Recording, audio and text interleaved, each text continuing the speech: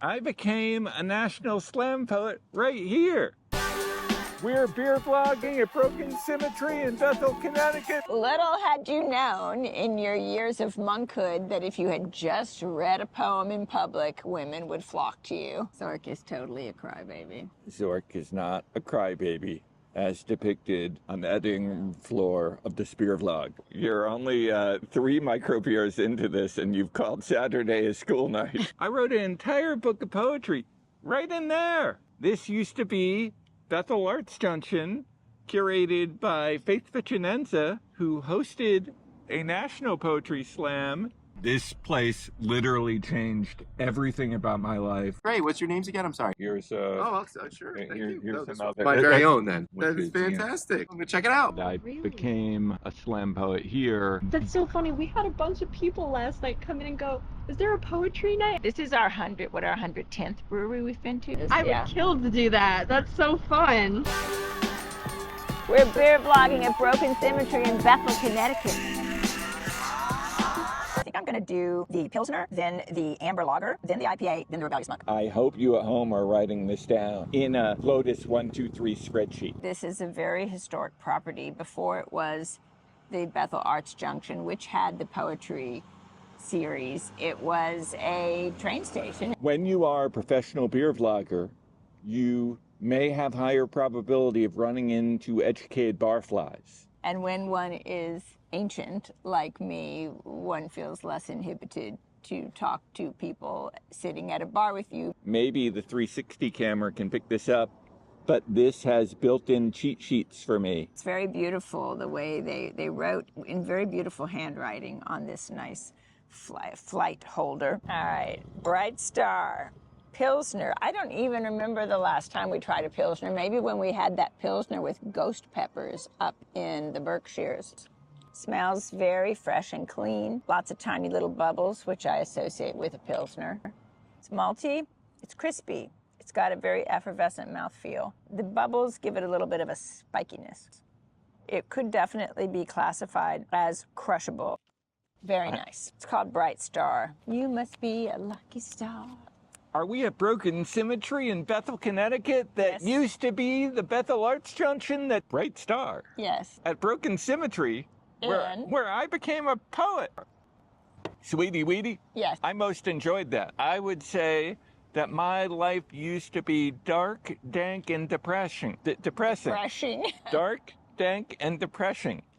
Depressing. Dark, depressing, and dank. I just want to use the word dank because only if you alliterate like an asshole can you ever figure out a reason to work in that D word. Okay. But then I found Broken Symmetry in Bethel. Yes. And I hopped in a time machine and went 10 years back until they were Bethel Arts Junction with Faith Vicinanza. And I had a bright, starry future on many a stage as a slam poet. Are you saying you became a bright star or you followed a bright star to get here? I did all of that. I followed me. Now we're going to try Valkyrie, which is a Czech amber lager.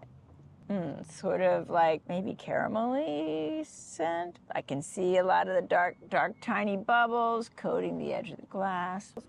Ooh, nice. Ooh, nice. Ooh, nice. Very malty, not at all bitter, full of subtle flavor. This would really go with anything. You could drink it by itself. You could drink it with food. It's delicious. Valkyrie, Broken Symmetry, Bethel. At the location, I became a national slam poet, Valkyrie. We watch lots of television about broken timelines and split symmetry. Because of Broken Symmetry here and a time machine that takes it back to Faith Vicinanza and the Bethel Arts Junction, my entire timeline broke and become so much more symmetrical. Had I not become a national slam poet, I would have not have met my co-star. That's true. Good grief, Zork!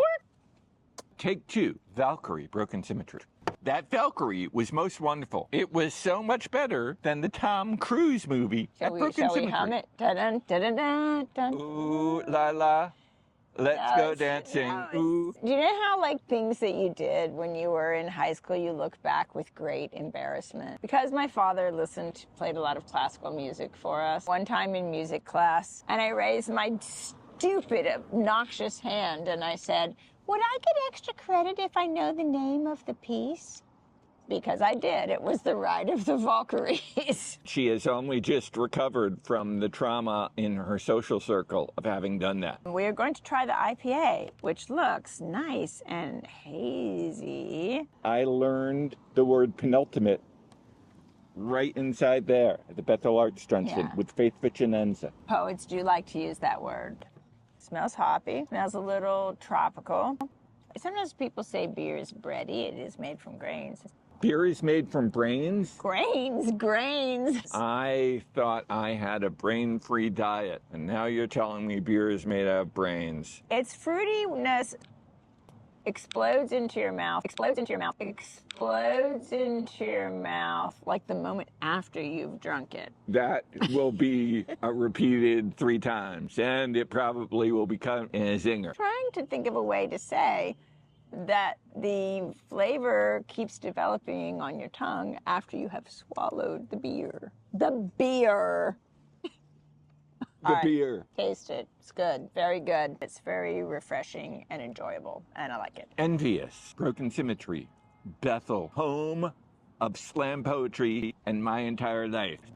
I most enjoyed that Envious, and I would say I am so delighted that this place made me a poet so I could meet you, but that does not stop me from being envious of the 41 years before I had my super sweetie. All right, well. Sweetie Weetie, number one. You're only 3 microbeers into this and you've called Saturday a school night. Now we are going to have the Rebellious Monk.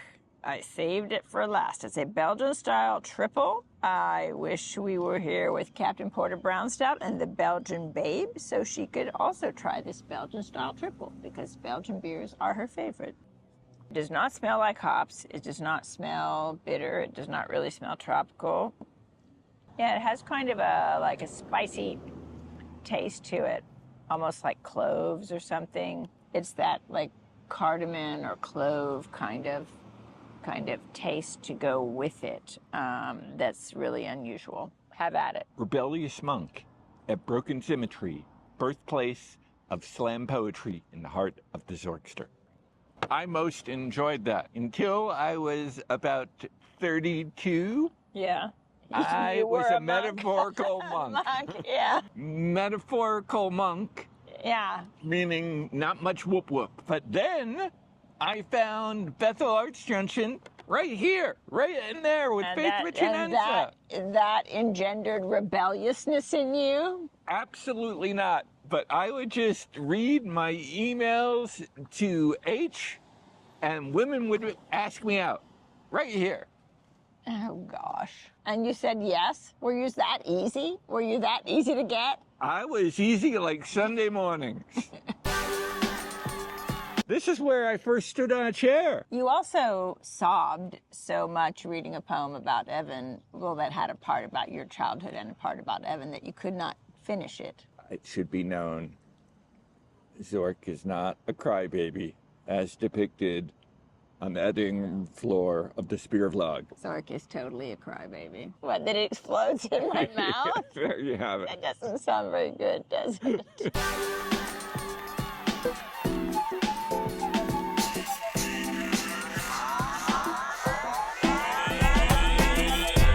First time we met, first of all, I did not read a poem, and you had not heard what I had read because you came late, and you read something kind of weird.